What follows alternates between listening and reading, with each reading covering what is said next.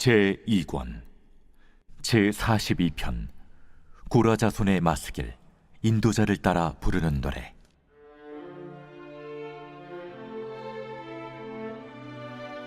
하나님이여, 사슴이 시냇물을 찾기에 갈급함같이 내 영혼이 주를 찾기에 갈급하니이다. 내 영혼이 하나님, 곧 살아계시는 하나님을 갈망하나니 내가 어느 때에 나아가서 하나님의 얼굴을 배울까? 사람들이 종일 내게 하는 말이 내 하나님이 어디 있느냐 하오니 내 눈물이 주야로 내 음식이 되었도다. 내가 전에 성의를 지키는 무리와 동행하여 기쁨과 감사의 소리를 내며 그들을 하나님의 집으로 인도하였더니 이제 이 일을 기억하고 내 마음이 상하는도다. 내 영혼아, 내가 어찌하여 낙심하며 어찌하여 내 속에서 불안해하는가? 너는 하나님께 소망을 두라. 그가 나타나 도우심으로 말미암아 내가 여전히 찬송하리로다. 내 하나님이여, 내 영혼이 내 속에서 낙심이 되므로 내가 요단 땅과 헤르몬과 미살산에서 주를 기억하나이다. 주의 폭포 소리에 깊은 바다가 서로 부르며 주의 모든 파도와 물결이 나를 휩쓸었나이다. 낮에는 여호와께서 그의 인자하심을 베푸시고 밤에는 그의 찬송이 내게 있어 생명의 하나님께 기도하리로다. 내 반석이신 하나님께 말하기를 어찌하여 나를 잊으셨나이까? 내가 어찌하여 원수의 압제로 말미암아 슬프게 다니나이까 하리로다. 내 뼈를 찌르는 칼같이 내 대적이 나를 비방하여 늘 내게 말하기를 내 하나님이 어디 있느냐 하도다. 내 영혼아, 내가 어찌하여 낙심하며 어찌하여 내 속에서 불안해하는가? 너는 하나님께 소망을 두라. 나는 그가 나타나 도우심으로 말미암아 내 하나님을 여전히 찬송하리로다.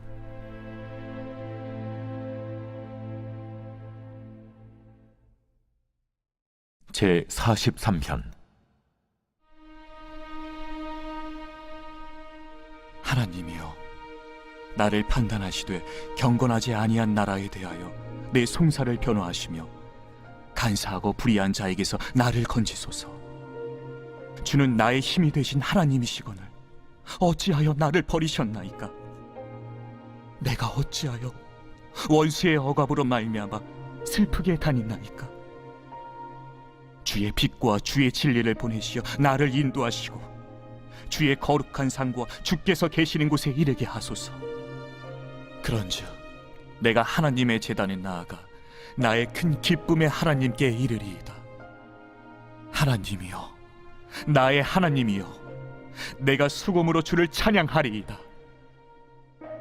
내 영혼아, 내가 어찌하여 낙심하며 어찌하여 내 속에서 불안해하는가? 너는 하나님께 소망을 두라. 그가 나타나 도우심으로 말미암아 내 하나님을 여전히 찬송하리로다.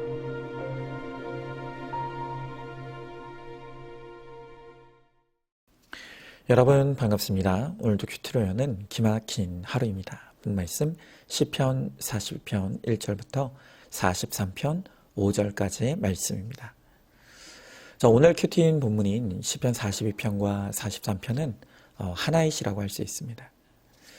이 시에서 저자는 삶의 문제로 인해 지금 자신이 몹시 불안하고 낙심한 상태에 있음을 솔직하게 고백하고 있습니다. 42장 5절, 11절, 그리고 43장 5절에서 반복해서 같은 표현이 나옵니다. 내 영혼아, 내가 어찌하여 낙심하며 어찌하여 내 속에서 불안해하는가? 여러분, 같은 표현을 이렇게 여러 번 반복한다는 것은 그의 마음에 불안과 낙심이 너무나 심한 상태에 있다는 것을 나타내는 것입니다. 제가 최근에 한 유명한 정신과 의사 선생님의 영상을 보게 되었습니다. 그분의 말씀이 우리나라가 지금 너무나 걱정이 된다는 것입니다. 왜냐하면 점점 더 우울증과 불안장애로 병원을 찾는 사람들이 많아지고 있기 때문입니다. 그래서 이 자신이 생각할 때 우리나라, 그러니까 우리 사회의 키워드는 불안이 된 것 같다고 진단하는 것입니다. 여러분, 지금 이것은 어느 특정한 세대의 문제가 아닙니다. 남녀노소 할 것 없이 모든 사람들이 우울과 불안에 시달리고 있습니다. 그러니까 오늘 말씀의 표현을 빌리자면 불안과 낙심에 빠져 있는 것입니다. 여러분, 그런데 이것은 심지어 그리스도인이라고 다르지 않습니다. 우리 그리스도인들도 불안과 낙심으로부터 자유하지 않습니다. 오늘 시편의 기저만 봐도 우리가 그것을 알 수 있지 않습니까? 여러분, 하나님의 자녀도 언제든지 우울이 찾아옵니다.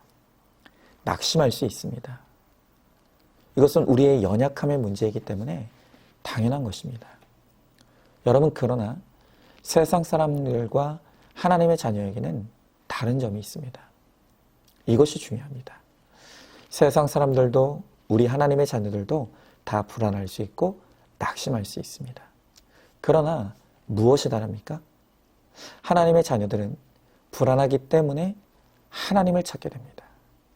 낙심하기 때문에 하나님을 더 집요하게 부르게 되는 것입니다. 여러분, 그래서 에머슨이라는 사람도 말하기를 나에게 무슨 일이 일어났느냐 하는 것이 중요한 것이 아니라 내 마음이 어떻게 반응하느냐, 그것이 중요하다라고 말합니다. 여러분, 불택자는 낙심과 불안이 찾아오면 그것 때문에 하나님을 더 멀리합니다. 그러나 택자는 낙심과 불안의 때에 하나님을 기억합니다. 하나님을 찾고요, 하나님을 더 의지합니다. 그것이 바로 택자의 반응입니다. 여러분, 오늘 시편의 저자도 똑같습니다. 그는 낙심하고 있고 불안에 떨고 있습니다. 그럴 때 그가 어떻게 반응합니까? 오늘 시편 42편 1절의 말씀에 보니까 마치 사슴이 시냇물을 찾기에 갈급한 같이 주를 찾기에 갈급하다 라고 말하는 것입니다. 여러분, 우리나라는 어디에서나 물을 쉽게 구할 수 있는 비옥한 환경입니다. 그렇기 때문에 우리는 잘 모르지만 중동에서 물은 곧 생존입니다. 물이 없으면 죽습니다. 그래서 사슴이 물을 찾기에 갈급하다는 것은 죽을 것 같은 절박함을 의미하는 것입니다. 지금 이 사슴은 내가 물을 찾지 못하면 죽게 된다는 절박함으로 헤매이고 있는 것입니다. 여러분, 그런데 우리가 바로 이 사슴처럼 하나님이 아니면 나는 죽는다는 이 절박한 심정으로 하나님을 찾아야 한다는 것입니다. 하나님이 아니면 나는 죽음이라는 심정으로 하나님을 구하는 사람을 일컬어서 주님을 찾는다고 말하는 것입니다. 여러분, 그러면 절박함으로 주를 찾는다는 것이 그 구체적으로 무엇을 의미하는 것입니까? 먼저 첫 번째로 절박한 심정으로 하나님의 말씀을 사모하는 것이 그 주를 찾는 것입니다. 여러분, 이 하나님의 말씀에 우리의 길이 있고 우리의 생명이 있다고 했습니다. 그러므로 우리는 하나님의 말씀을 절박한 심정으로 사모해야 하는 것입니다. 여러분의 마음에는 이와 같은 말씀에 대한 절박성이 있습니까? 그래서 살기 위해 큐티합니까? 살기 위해 예배합니까? 오늘 내가 말씀 속에서 내 문제를 해석받지 못하고 하나님의 은혜를 받지 못하면 나는 죽는다는 그 절박함이 있느냐는 것입니다. 여러분, 그렇게 절박하게 말씀을 펴고 큐티하는 사람, 또 절박한 심정으로 설교를 듣는 사람, 그리고 그 말씀대로 사는 사람은 반드시 주님이 나타나 도와주실 것입니다. 자, 그런데 아직도 내 마음이 낙심되고 불안하다고 하면서도 말씀에 대한 갈급함이 없습니까? 사모함이 없습니까? 여러분, 그러면 아직 살만한 것입니다. 아직 덜 급한 것입니다. 그러면 하나님이 기다리실 수밖에 없는 것이죠. 저 한번 질문해 봅니다. 낙심되고 불안할 때 갈급한 마음으로 말씀을 펴고 큐티합니까? 절박한 심정으로 설교 말씀을 듣고 있습니까? 낙심하고 불안할 때 하나님이 아닌 다른 헛된 것을 믿고 의지하고 있지는 않습니까? 자, 두 번째로 절박하게 기도하는 것이 주님을 찾는 것입니다. 여러분, 이 사슴은 물이 없으면 나는 죽는다는 것을 압니다. 그렇기 때문에 쉼 없이 물을 찾아 헤맵니다. 여러분, 마찬가지로 우리도 살기 위해서 쉼 없이 기도해야 합니다. 성경은 우리에게 갈급한 심정으로 기도해야 된다는 것을 강조하면서 기도에 깨어 있으라고 합니다. 그리고 계속 기도하라고 합니다. 또한 쉬지 말고 기도하라고 말하는 것입니다. 조금 기도해보고 응답이 없는 것 같다고 금세 기도를 포기하는 것은 그건 갈급한 기도가 아닙니다. 그러면 주님을 만날 수가 없는 것입니다. 여러분, 예레미야 애가 3장 25절에서 성경은 이렇게 말씀하십니다. 기다리는 자들에게나 구하는 영혼들에게 여호와는 선하시도다. 여러분, 방금 읽은 이 말씀을 여러분들이 잘 들으셔야 합니다. 성경은 여호와의 선하심을 누리려면 우리가 기다려야 한다고 합니다. 그런데 무작정 기다리는 게 아닙니다. 기도하면서 기다리는 자에게 여호와는 선을 베풀어 주신다는 것입니다. 여러분, 기도는요, 자신을 철저히 부인하고 항복한 자만이 할 수 있습니다. 내 조급함을 내려놓고 인내로 기도해야 합니다. 그럴 때 주님은 반드시 내 기도를 들으시고 사용하셔서 하나님의 가장 좋은 때, 가장 좋은 기도의 응답을 이루어 주시는 것입니다. 자, 한번 질문해 봅니다. 낙심하고 불안하여 기도하고 있습니까? 기도하다가 금세 포기하지 않았습니까? 인내하고 기다리고 기도하면 하나님께서 반드시 내 기도에 가장 좋은 것으로 응답해 주실 것을 믿고 있습니까? 마지막 세 번째로 공동체에 잘 붙어 있는 것이 주님을 찾는 것입니다. 마태복음 18장 20절 말씀에 두세 사람이 내 이름으로 모인 곳에는 나도 그들 중에 있느니라 그랬습니다. 여러분, 두세 사람이 내 이름으로 모인 그곳이 어디입니까? 바로 그것이 교회 공동체입니다. 하나님은 이 교회 공동체 안에서 우리를 만나시기로 작정하셨고 그것을 기뻐하십니다. 여러분, 그러므로 낙심합니까? 불안합니까? 그래서 주님을 찾고 만나기를 원하십니까? 그러면 공동체 안에 잘 거해야 합니다. 바로 이 공동체 안에서 주님은 우리를 만나기 위해 기다리고 계십니다. 여러분, 이 공동체가 우리에게 너무나 중요한 이유는요, 우리가 다 연약하기 때문입니다. 여러분, 솔직히 정말 가슴이 무너지는 일을 만나면 우리 기도 안 됩니다. 혼자서는 안 됩니다. 무슨 소리로 기도해야 될지 모릅니다. 우리가 남의 문제는 해석도 잘 되고 처방도 잘 되는데 정작 내 문제는 해석이 안 됩니다. 처방도 적용도 아무것도 안 됩니다. 여러분, 그럴 때 공동체 식구들이 나를 위해 기도해주고 나를 위해 해석해주고 나를 위해 처방해줄 때, 우리가 그것을 듣고 갈 때 비로소 하나님께서 나를 도우시는 놀라운 손길을 체험하게 되는 것입니다. 여러분, 제가 가끔 이 동물의 왕국 같은 프로그램을 볼 때가 있습니다. 그런데 거기에 보면 이 초원의 사자가 먹잇감을 호시탐탐 찾아다니며 노리고 있습니다. 자, 그런데 제가 보니까요, 아무리 대단한 사자라고 하더라도 무리 속에 있는 짐승은 함부로 달려들지 못합니다. 왜냐하면 무리 속에 있는 짐승을 함부로 건드렸다가는 다른 무리들이 때로 달려들어 사자를 위험에 빠뜨리기 때문입니다. 여러분, 그래서 늘 사자는 자기의 먹잇감을 찾을 때 무리로부터 떨어져 혼자 있는 동물만 표적으로 삼습니다. 여러분, 그런데 이게 우리의 영적인 상황과 똑같습니다.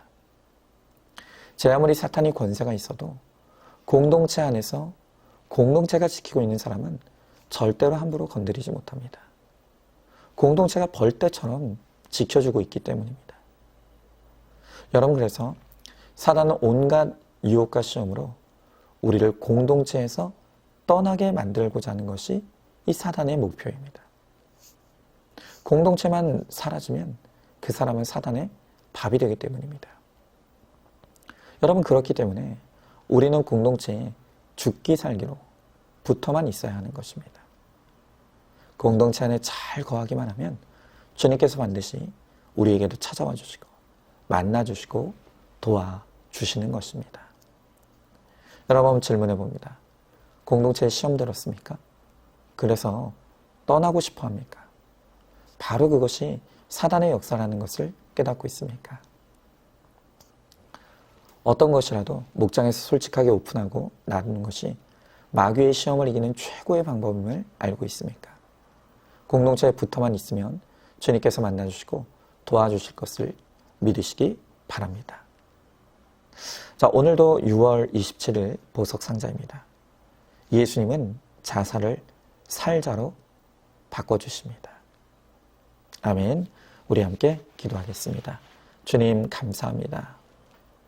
오늘도 이 말씀을 통해서 불안에 떠는 우리가, 낙심하는 우리가 무엇을 해야 하는지를 알려주십니다. 오늘 주님은 사슴이 시냇물을 찾기에 갈급함 같이 우리가 주님을 찾고 구해야 한다고 말씀하십니다.